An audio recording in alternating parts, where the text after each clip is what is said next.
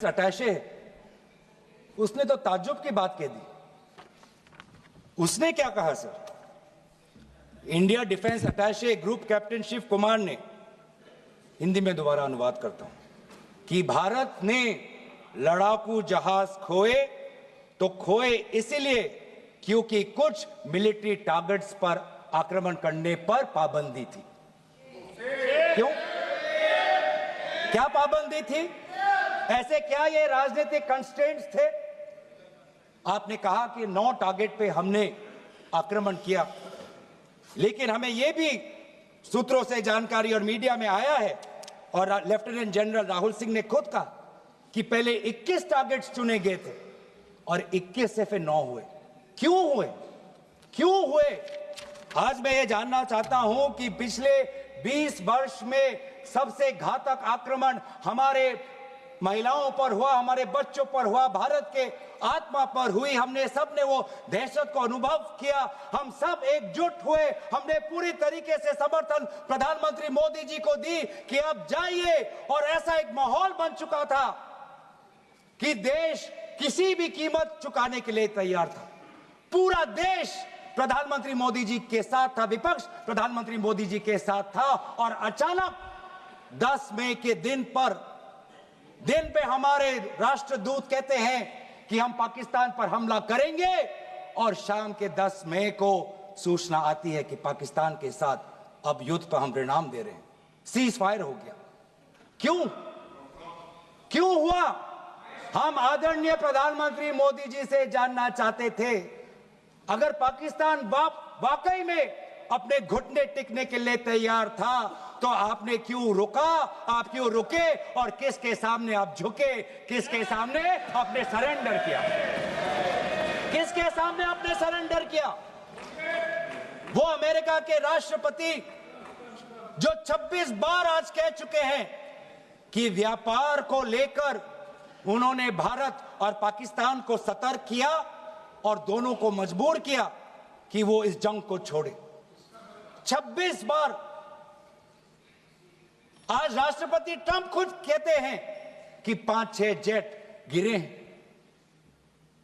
एक जेट करोड़ अरब रुपयों का है, मिलियंस एंड मिलियंस का है। इसलिए हम जानना चाहते हैं, आज हमें स्पष्ट रूप से आदरणीय राजनाथ सिंह जी बताएं, देश पर विश्वास करें, देश में वो साहस है सच्चाई सुनने की। आज आप बताएं कितने लड़ाकू जहाज गिरे? हमारे में वो साहस है, क्योंकि ये सूचना, ये सच्चाई सिर्फ देश के नागरिकों के लिए नहीं, ये सूचना, ये सच्चाई हमें देश के जवानों को भी देना है। आज उनसे भी झूठ कहा जा रहा है, उनके बीच में भी भ्रम फैलाया जा रहा है। हम उनकी जो सच्चाई है आज हम सदन के अंदर लाना चाहते हैं। और सर, बात में आती है विदेश नीति की। किस मुंह से हम कहें कि विदेश नीति आज सफल हुआ है? किस मुंह से कहें? ये आदरणीय राजनाथ सिंह जी, शंगीला में जो डायलॉग हुआ, उस डायलॉग में जो ड्राफ्ट जो आया, जिसको भारत सरकार ने नकारा, वो ड्राफ्ट बनाने में हमारे ही कुछ सहयोगी देश थे, जिनका नाम मैं नहीं लेना चाहूंगा।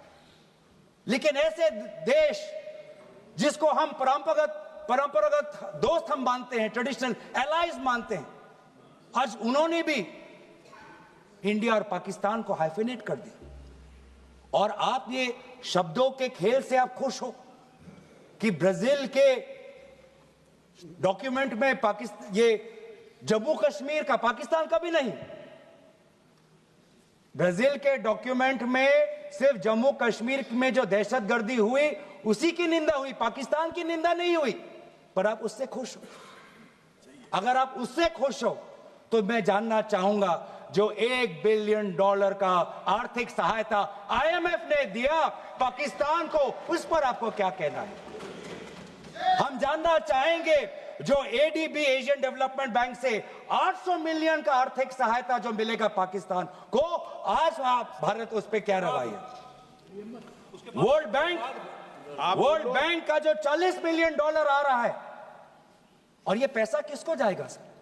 पाकिस्तान कि नेतृत्व उनकी जनता या उनकी चुनी हुई सरकार नहीं, पाकिस्तान की सरकार का जो रिमोट कंट्रोल है वो पाकिस्तान की सेना के पास है।